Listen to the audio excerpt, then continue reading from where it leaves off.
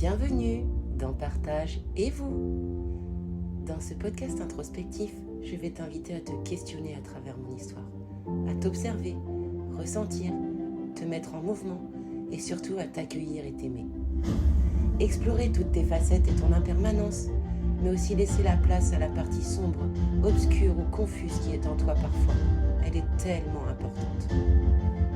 Libère cette voix intérieure qui a envie de s'exprimer. Accepte tes émotions, elles sont passagères.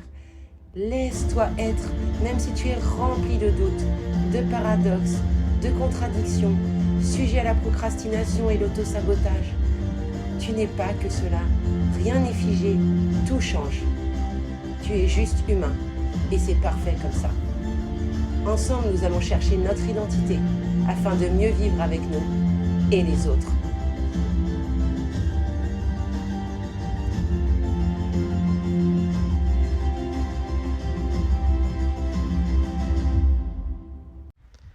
Bonjour et bienvenue dans l'épisode 6 déjà.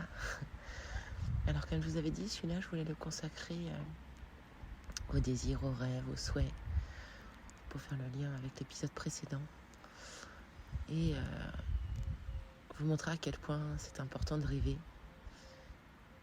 et de réaliser ses rêves. Et peu importe en fait le degré, c'est juste nos perceptions qui nous empêchent, nos peurs qui nous empêchent d'accéder à des grands rêves. Donc aujourd'hui, c'est thématique de l'épisode, c'est oser rêver grand. Alors voyez, moi, là je suis en vacances, je suis à Queyron, en Normandie. Je suis arrivée hier. Et hier, le trajet a été très très très compliqué. Ma fille a un virus, une gastro-fulgurante, donc on s'est arrêté 5-6 fois sur la route pour la changer et la nettoyer. Et moi, j'ai une inflammation, j'ai du mal à parler là. J'ai une inflammation dentaire. J'ai été voir un médecin en urgence dans une ville que je connais pas. Du coup, je suis sous antibiotiques à partir de ce soir, parce que il faut que j'aille à la pharmacie. Enfin bref, je vais pas vous raconter toute ma vie comme ça, mais du coup, j'ai un peu de difficulté à suivre le script, donc je vais y aller au flow pour refaire cet épisode et vous dire que voilà, en fait, on a le droit d'avoir des moments moins bien, mais il faut tenir ses engagements. Et moi, c'est un engagement profond de réaliser les épisodes de ce podcast. Donc, il va être en fonction de mes capacités du moment. J'ai très très mal à la tête, très mal aux dents. Donc, je me sens incapable de lire l'épisode que j'avais préparé. Et je vais vous le faire dans quel instinct comme ça. Alors, pourquoi rêver grand ? Pourquoi aller vers ses désirs et ses souhaits ? Après, on a beaucoup d'approches différentes en fonction la psychanalyse, la psychologie. Enfin, il y a beaucoup de choses. Moi, je vais être assez basique. Le rêve permet, pour moi en tout cas, je pense que vous l'avez compris, en fin de compte, on a tous notre perception, notre spectre, enfin notre prisme. Moi, le rêve, il me sert à avancer, connaître mes désirs, mes souhaits et avancer sur mes objectifs. Parce que quand on a un rêve, il est important, même s'il peut paraître démesuré, de prendre des petites actions chaque jour pour atteindre ce rêve. Moi, mes rêves actuels, c'est de pérenniser ma perte de poids, par exemple, de ne pas retomber dans cette volonté, enfin, c'est pas une volonté en fait, de retomber dans ce cycle de prise de poids, d'obésité pour de nouveau être visible, mais pas dans le bon sens du terme. Parce que j'ai longtemps ressenti le fait d'être insignifiante et plus les traumatismes liés, comme je disais dans l'épisode précédent, à la perte de ma grand-mère et la phrase de mon père que j'étais grosse. Je pense qu'il y avait de ça et une part aussi du fait que être gros, ça validait l'identité qu'on m'avait imposée et ça me permettait aussi d'être visible, remarquée, parce que j'étais imposante mais que j'étais grosse. Donc aujourd'hui, mon rêve, c'est de plus vouloir cette visibilité en étant un corps énorme, mais d'être visible à travers ce que je peux proposer, comment je peux accompagner les gens, comment je peux réussir à arriver à cette transformation et ce bien-être corporelle. Aujourd'hui, je me suis posée ce matin, je me pèse tous les jeudis en fait. J'enregistre toujours l'épisode la veille de la publication. Ça me permet d'avoir un bon stress et de faire les choses bien. Donc c'est mon fonctionnement à moi. Donc ce matin, je me suis pesée, j'avais pris 2 kilos parce que cette semaine, j'ai pas quantifié mes calories. Je me suis dit, allez hop, on va se mettre en mode autonomie, voir si je rentre pas dans l'application, comment ça se passe. Et le verdict est là, j'ai pris 2 kilos. Avant, ça m'aurait miné toute la journée, j'aurais été déprimée, je me serais jugée, je me serais insultée limite, et tombée dans soit le travers de remanger pour soulager mon émotion et ma colère, soit d'aller dans l'autre excès, de me restreindre et rien manger du tout. Bon, c'est avère qu'aujourd'hui, j'ai tellement mal aux dents que j'arrive même pas à manger, donc c'est un peu compliqué. Mais je suis sortie de ça en repensant à mon rêve d'avoir un corps dans lequel je me sens bien. Et malgré cette prise de 2 kilos, je sens que je suis ballonnée, etc. J'ai pas mangé comme d'habitude, j'ai mangé que des choses molles, des cochonneries, etc. cette semaine parce que j'avais mal.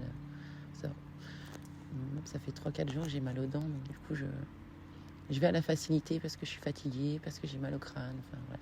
Je me suis trouvé plein d'excuses en fait pour manger des choses que je sais qui correspondent pas à mon plan alimentaire d'habitude. Et le fait ce matin, voilà, de m'être pesée, de m'être confrontée à cette réalité de prise de poids, et ben je me suis reprojetée dans ce rêve où non, je ne veux pas retourner dans ce mécanisme où je vais remanger, regrossir. Ça me fait tellement bien d'être à un poids stable depuis quelques temps que voilà, ça m'a redonné un boost et j'ai reconnecté à mon désir profond, à mon souhait de garder un poids qui me convient. Mais c'est au-delà du poids en fait, parce que le poids c'est qu'un chiffre. Mais de garder un corps que je peux regarder, que j'apprécie. Voilà. Parce que moi souvent ça a été longtemps l'enfer de la balance. Et j'ai compris aujourd'hui que c'est pas le poids qui est important, c'est d'être bien dans son corps. Le poids, c'est que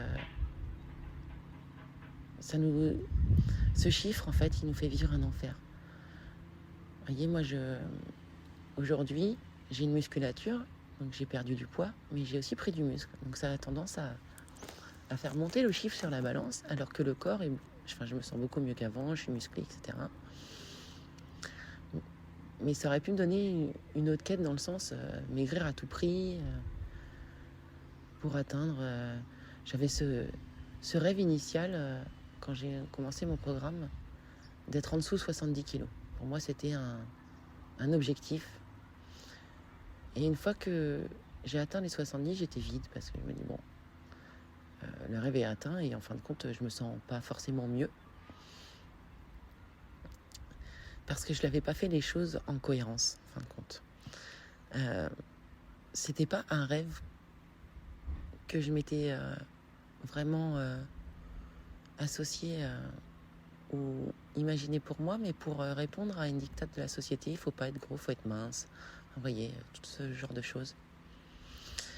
Et aujourd'hui, mon rêve, c'est juste d'être en harmonie dans mon corps, me sentir bien. Et de faire au mieux chaque jour pour ne pas retomber dans ces travers d'hyperphagie parce que je sais pas accueillir mes émotions. Parce que j'ai eu un repas où j'ai pas respecté mes calories et mes macros. Voilà, je fais au mieux.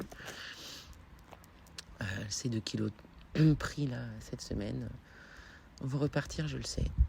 Parce que c'est mon fonctionnement. Là, j'ai constaté, je vais agir. Et en fait, le secret est dans l'action. Donc, quel que soit ton rêve, déjà faire un petit pas vers celui-ci, peut-être mettre des plans d'étapes. Toi, comment ça se passe? Quels sont tes rêves? C'est bien de les lister, tu vois, par exemple, sur une petite feuille et te dire, tiens, celui-là me paraît plus réaliste et réalisable à court terme. Donc, de lancer une petite action. Et puis d'en programmer au fur et à mesure. Moi, c'est ce que je fais actuellement avec mon projet de reconversion en tant que coach.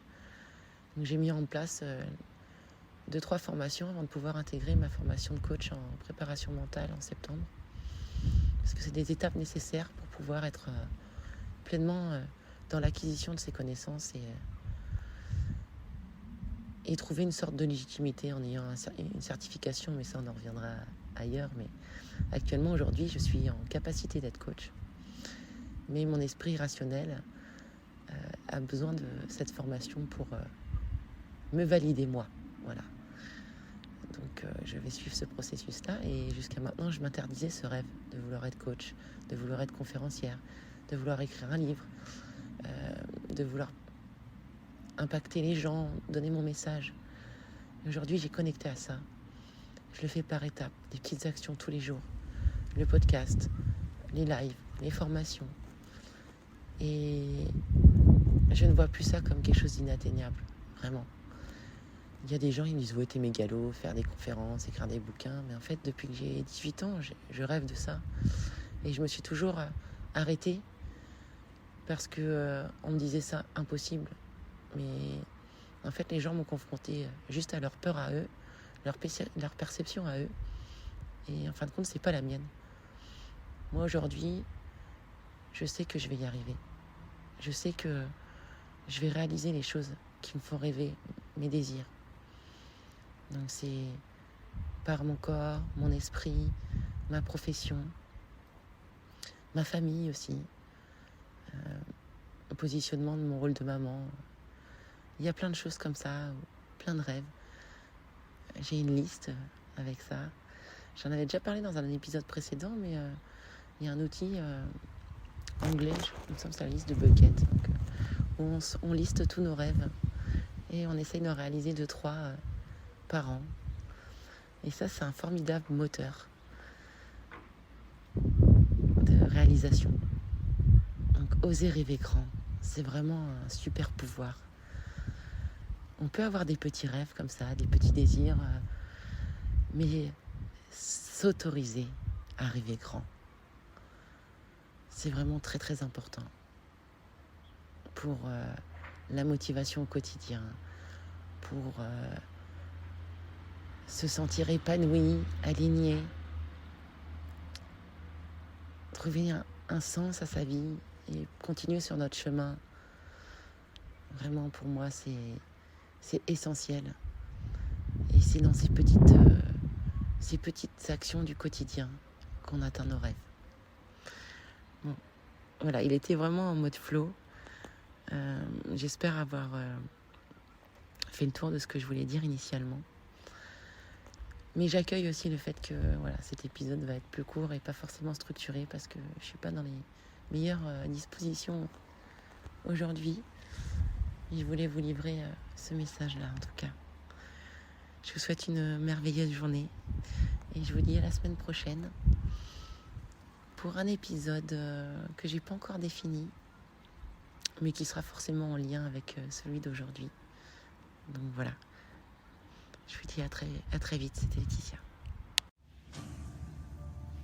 Si tu as trouvé cet épisode intéressant ou utile et qui peut l'être pour quelqu'un d'autre, n'hésite pas à le partager.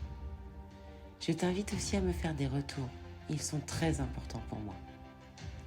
Si tu souhaites échanger sur l'épisode, me poser des questions, que je développe une thématique plus en détail, tu trouveras les liens de mes réseaux sociaux sur le descriptif de l'épisode. Tu peux me contacter en privé si tu souhaites plus de confidentialité. Je te remercie pour ton écoute attentive et te donne rendez-vous au prochain épisode.